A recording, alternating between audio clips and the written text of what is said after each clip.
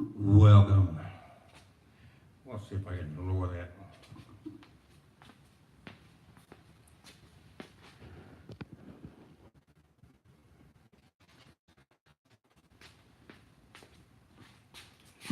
Probably didn't make a lot of difference.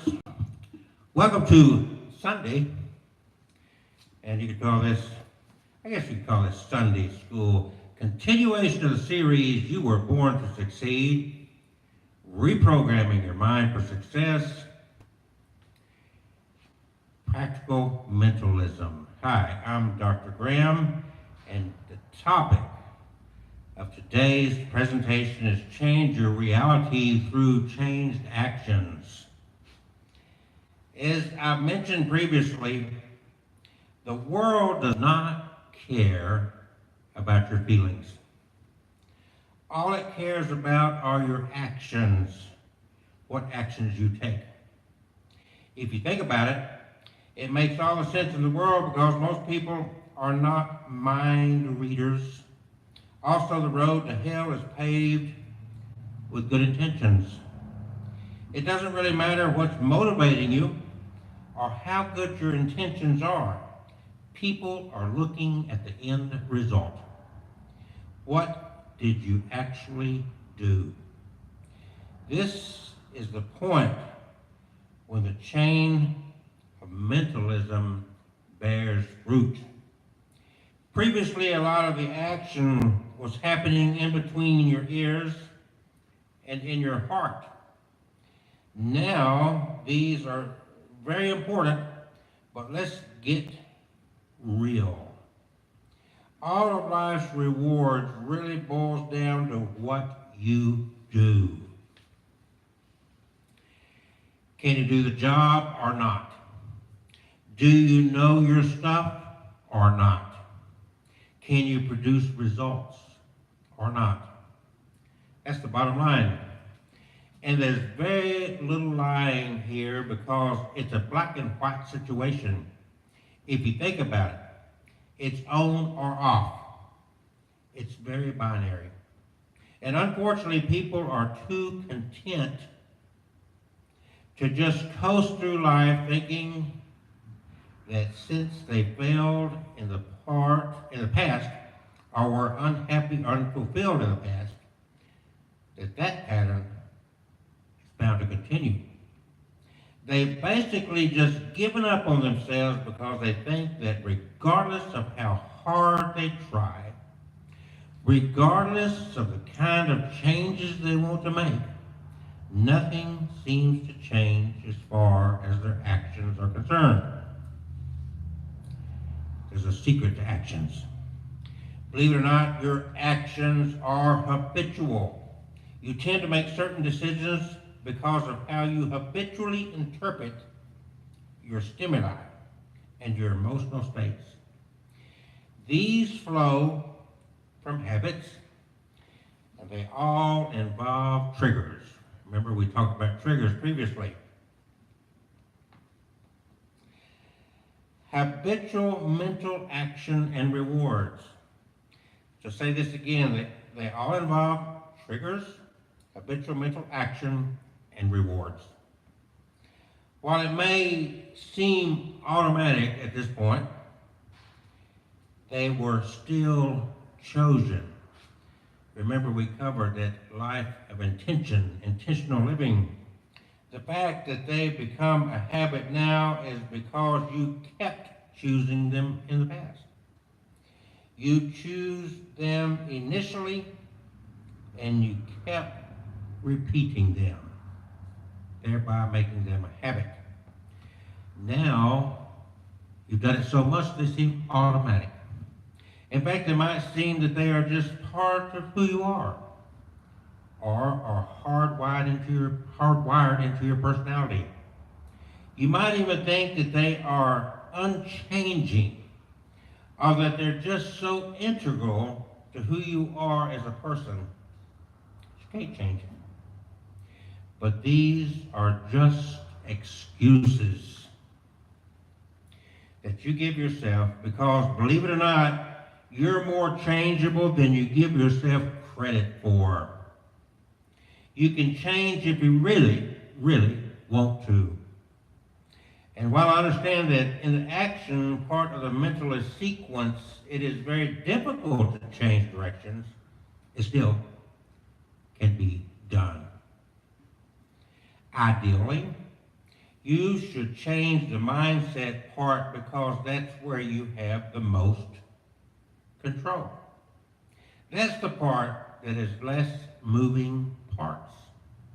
When you try to change your habits at the action level, it's like trying to stop a freight train after it has picked up speed. Not exactly impossible, but not very easy either. Again, I want you to wrap your mind around the empowering truth that your actions, no matter how seemingly hardwired and automatic they may be, are habitual because you chose them early on. Focus on your ability to change. Let's put it this way. If you're struggling with money, it's because you have certain financial habits. You spend more than you earn. Do you put everything on your credit card? Do you buy all sorts of trinkets that you don't really need? You only have one person to blame, and that's yourself. Now, instead of wallowing in self-pity, worse yet, painting yourself out to be some sort of victim, change your habitual actions. Instead of automatically whipping out the plastic, you might want to eat out less. You might want to swap out expensive activities for activities that are free. Instead of going to the movies, you might want to go jogging or to the park. I know it sounds pretty mundane. It might even sound basic or common sense, but these are real. These may seem small, but these add up to changes in your habits and attitudes that changes your behavior for the better. You have to create a disconnect between the emotional state you get and the physical habits that you take. Either you change your desired emotional state, which leads to better actions, or you change your physical action despite your emotional state. Whatever the case may be, something's got to give. You don't have to do the exact same stuff as before when you get triggered. You can choose to do something else. Do you think highly successful people don't get angry? Do you think that they don't get tempted sexually? Of course they do. They're human beings like you and me. But what makes them successful is they act from integrity. Integrity really means focusing on your values and your character and acting accordingly. Sure, it's very easy to just take the shortcut each and every time. It's easy to just duck out of every duty, responsibility, and obligation you have.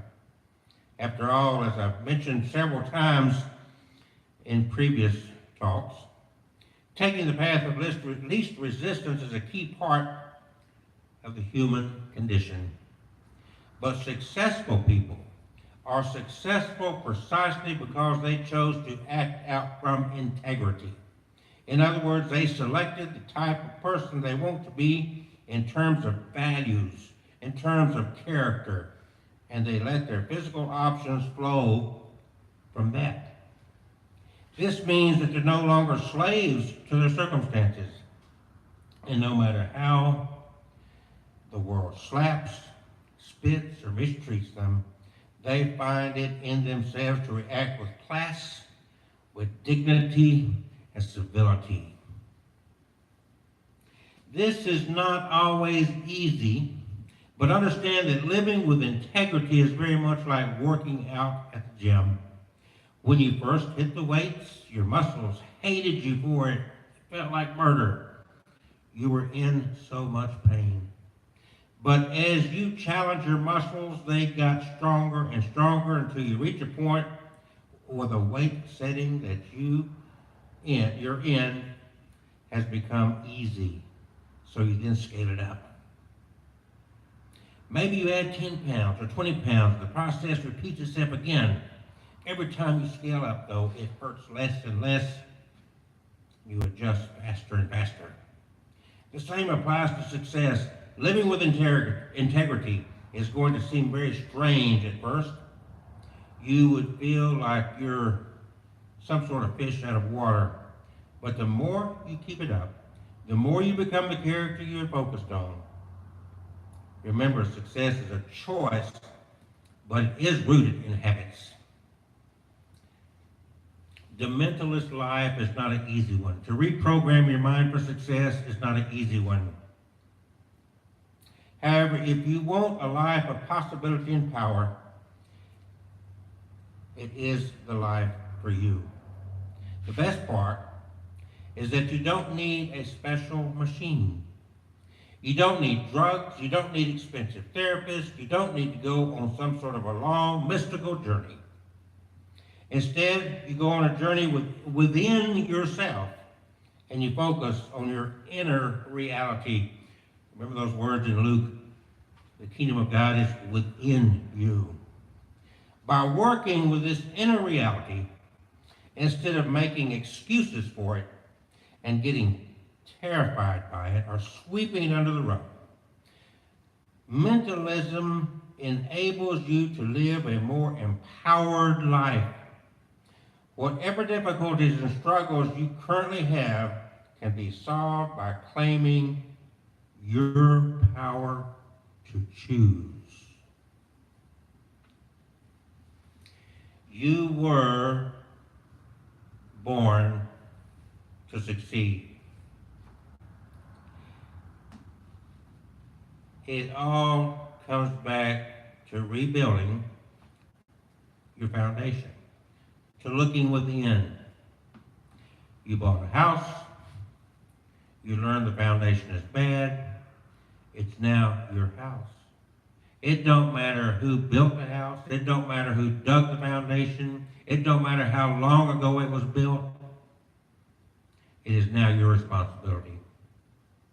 You can spend all your time pointing the blame out here. Well, that contractor, that person, this person did or did not do. That doesn't fix the problem, does it? That does not rebuild the foundation. You have it within you to do that. So remember, you were born to succeed. Thank you.